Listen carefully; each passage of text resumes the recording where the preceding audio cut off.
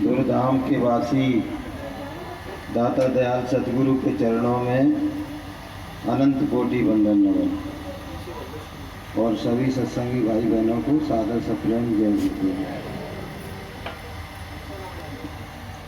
मनुष्य अपने जीवन में जो भी अच्छे कार्य करता है उसका ध्येय यह रहता है कि उन कार्यों की वजह से उसकी आत्मा का कल्याण हो, और अंतिम ध्येय ये रहता है कि उसको जन्म जरा मृत्यु के बंधनों से छुटकारा मिले। सारे अच्छे कार्य इसी हेतु किए जाते हैं। जीवन का परम ध्येय जीवात्मा का कल्याण है। ध्येय बहुत हो सकते हैं लेकिन परम ध्येय आत्मा का कल्याण है। और आत्मा का कल्याण साफ अक्षरों में कह दिया कि गुरु के बगैर नहीं हो सकता।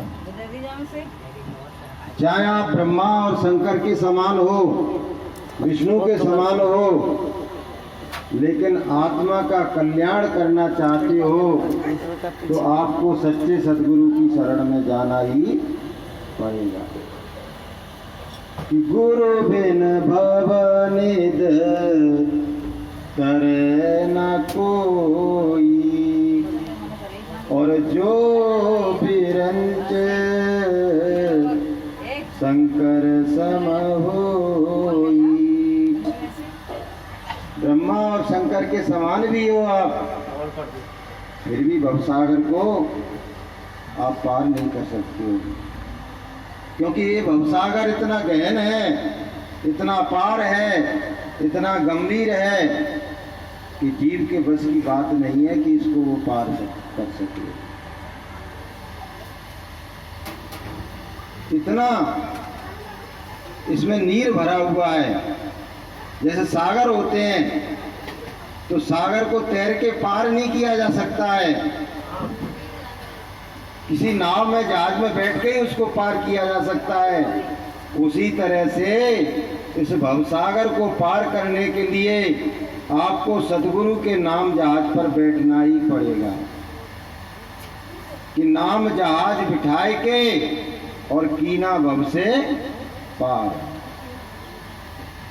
प्रार्थना कह रही है कि भव सागर में नीर अपारा, और डूब रहा नहीं मिले किनारा, और पल में लिया उवारी रे गुरु चरण कमल बलिहारी रे, गुरु चरण कमल बलिहारी रे। मेरे मन की दुविधा तारी रे, मेरे मन की दुविधा तारी रे, गुरु चरण कमल बलिहारी रे, गुरु चरण कमल बलिहारी रे। तो भवसागर को पार करने के लिए सुजाता सद्गुरु की जरूरत पड़ती है। आपको एक उदाहरण मैं देता हूँ। आप बीमार हो जाते हो तो डॉक्टर की जरूरत पड़ती है। बोलो बहनों भाई, मान लो पेट में कोई खराबी आ गई, आँख में कोई खराबी आ गई, तो आप अपना काम खुद कर लोगे? हैं? नहीं कर पाओगे। इसी तरह से कबीर साहब कह रहे हैं कि तुम्हारी जीवात्मा की आंख में भी मोतिया बिंद हो गया है। अब उस मोतिया बिंद का ऑपरेशन तुम खुद नहीं कर सकते।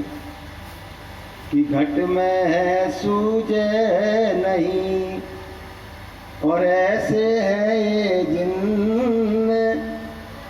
कहे कबीर संसार को, भयो मोतिया बिंद। जीवात्मा की आंख में मोतिया बिंद हो गया है। अब आपकी आंख में मोतिया बिंद हो जाए तो बताओ, आंख के डॉक्टर पे जाओगे या पेट के डॉक्टर पे जाओगे? बोलो। आंख पे ही जाओगे ना, कि कान वाले पे कौन जाओगे? पूछ के जाओगे भैया बढ़िया ऑपरेशन कौन करता है। यहाँ तो आप बड़ी चतुराई का काम करते हो, लेकिन जीवात्मा की आंख का ऑपरेशन कराने के लिए आप कहाँ पहुंच जाते हो? जिनके खुद मोतिया बिंद है, खुद आंख नहीं खुली है, या फिर कर्म कांड करने वाले लोगों के पास पहुंच जाते हो, या फिर गंगा जी में डुबकी लगा लेते हो, या फिर पंडित जी को बुला के सत्यनारायण की कथा करा के मोतिया बिंद जीवात्मा का दूर करना चाहते हो, या फिर थोड़ा सा दान पुण्य करके जीवात्मा की आंख का मोतिया बिंद करना चाहते हो। अब ये थोड़े दिन के बाद कनागत आ जाएंगे, कनागत, और वो कर्म कांड शुरू हो जाएंगे तरह तरह के। बताओ, इससे जीवात्मा की आंख कभी खुल सकती है? बोलो बोलो भाइयों, बोलो।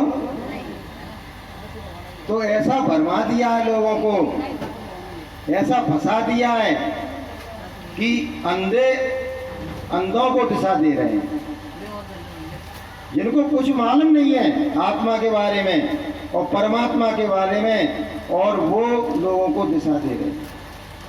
अब जब अंधा अंधे को दिशा देगा तो क्या होने वाला है कि जा कहा गुरु है आंधरा और चेला निरा निरंध, और अंधे अंधा ठेलिया और दो कूप परंत। अब अंधे अंधे को रास्ता बताएंगे तो जिसको रास्ता बता रहे हैं वो भी कुआं में गिरने वाला है, और खुद भी एक दिन वो कुआं में ही गिरेगा कि नहीं गिरेगा? बोलो। एक अंधा आदमी किसी को रास्ता भी बता रहा है, खुद भी दौड़ रहा है, तो कहाँ गिरेंगे जाके?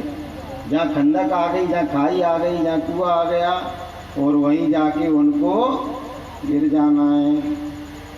इसलिए गुरु महाराज कहते हैं कि दुनिया में गुरु बनाना भी जरूरी है और सुजाता गुरु बनाना भी जरूरी है। आंख बंद के कर करके गुरु नहीं बनाना है, आंख खोल के और आंख खुला हुआ गुरु बनाना है।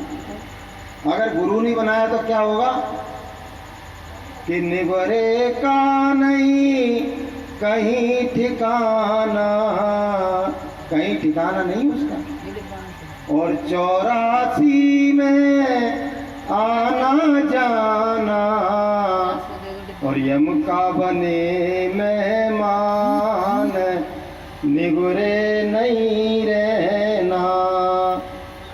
सुन लो चतुर सुजान निगुरे नहीं रहना। तो निगुरे तो रहना नहीं है, गुरु बनाना भी है, लेकिन गुरु बनाने के लिए क्या कहा गया? गुरु बनाना जान के और पानी पीना जान के। तो गुरु भी बनाना जरूरी है, और ऐसा गुरु बनाओ जिसकी जीवात्मा की आंख खुली हो, जो परमात्मा का दर्शन और दीदार करता हो, जिसने अपने भवरोग का निदान अपने गुरु की कृपा से करा लिया हो। ऐसे गुरु को तुम्हें अपना गुरु बनाना है। तो फिर क्या होने वाला है? फिर भवसागर पार करने का कार्य बड़ा ही आसान हो जाएगा। कैसे? जैसे एक दिया जल रहा होता है तो हजारों दियों को भी जला सकता है, लेकिन अगर तुम बुझे हुए दिए के पास पहुंच गए और फिर कहो कि इससे अपनी जोत मिला लें और अपने दिए को जला लें, तो संभव नहीं है कि तुम्हारा दिया जल जाए।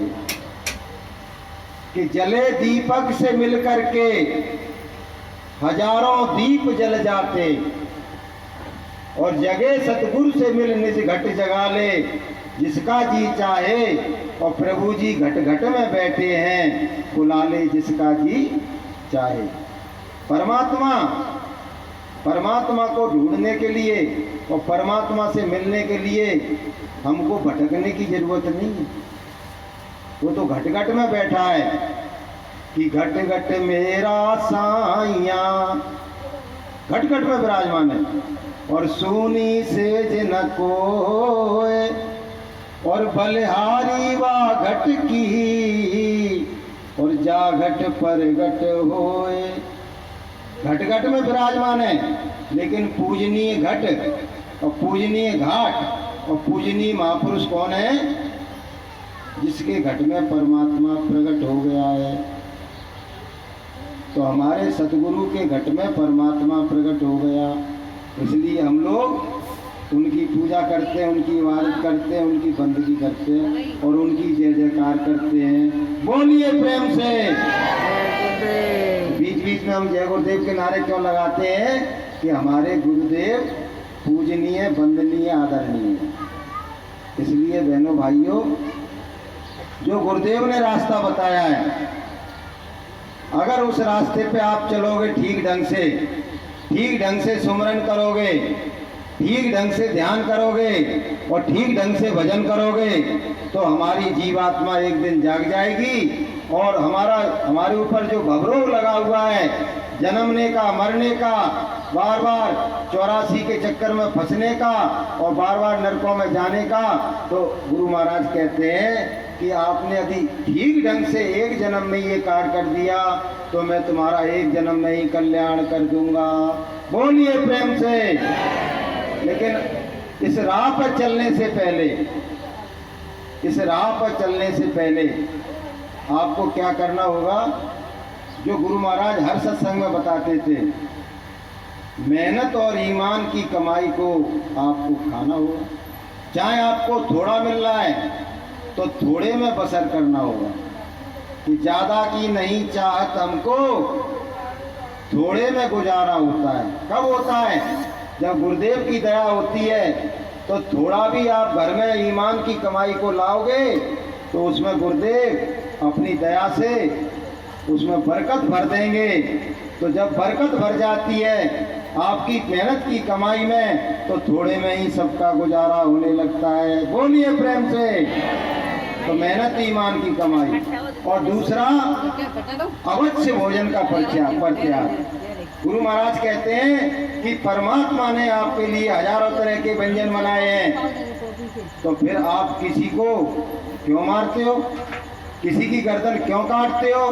किसी के लहू को क्यों पीते हो? किसी के मांस को क्यों खाते हो? और किसी के अंडों को क्यों खाते हो? उसकी जरूरत नहीं है। वो तो पाप कर्म है। ईश्वर के विधान में लिखा हुआ है कि जो गल काटे और का, और अपना रहे कटाए, और साईं के दरबार में बदला कहूं न जाए। अगर ये काम करोगे तो सीधा रास्ता आपका नरकों का खुल जाएगा। सीधा, फिर 84 भी नहीं, सीधा आपको नरक में ही जाना पड़ेगा। और फिर वहाँ आपको तरह तरह के कष्ट और तरह तरह के दुखों को आपको सहन करना पड़ेगा। तो दूसरी बात गुरुदेव क्या कहते हैं कि बाबा जी का कहना है मेहनत ईमान की कमाई और शाकाहारी भोजन। और तीसरी बात गुरु महाराज कहते हैं कि दुनिया में जो चरित्र लोगों का गिर रहा है, जो ईमान लोगों का गिर रहा है, और तरह तरह के जो बुरे कार्य हो रहे हैं, उसकी जननी है शराब। उसकी जननी शराब है कि औगन करो शराब का, और ज्ञानवान सुन ले, और मानस से पशुआ करे और द्रव्य गांठ को दे। तो जो भी शराब पिएगा उसकी बुद्धि काम नहीं करेगी, और उसका चरित्र गिर जाएगा, उसका ईमान गिर जाएगा, उसका सब कुछ गिर जाएगा। तो उसमें एक साथ शराब पीने से एक साथ उसमें 1000 बुराइयां समाहित हो जाएंगी। इसलिए भूल कर भी गुरु महाराज कहते हैं बुद्धि नाशक नशा नहीं करना। अगर इंसान हो तो इन तीन चीजों का परित्याग करके रहना। कोई बुद्धि नाशक नशा नहीं करना, अवश्य भोजन नहीं करना, और किसी के हक को नहीं लूटना। और फिर आपको परमात्मा की दया से ऐसे गुरुदेव मिल जाएंगे, आपको ये रास्ता अच्छा लगने लगेगा, आपको सत्संगी अच्छे लगने लगेंगे, और गुरु के वचन आपको भाने लगेंगे। और ऐसे जो सत्संगी जहाँ जाते हैं तो उसके पीछे पीछे आप भी दौड़ने लगोगे। तमाम लोग इस तरह का कार्यक्रम जो सुबह सुबह होता है या दिन में कहीं होता है, उसको देख के उनकी आत्मा द्रवित हो गई और वो सत्य की राह पर, परमात्मा की राह पर चल पड़े और गुरुदेव की दया उनके जीवन में बरसने लगी और उनका लोक और परलोक दोनों आबाद होने लगा। तो बोलिए प्रेम से। इन्हीं वचनों के साथ मैं अपनी कहानी को विराम देता हूँ।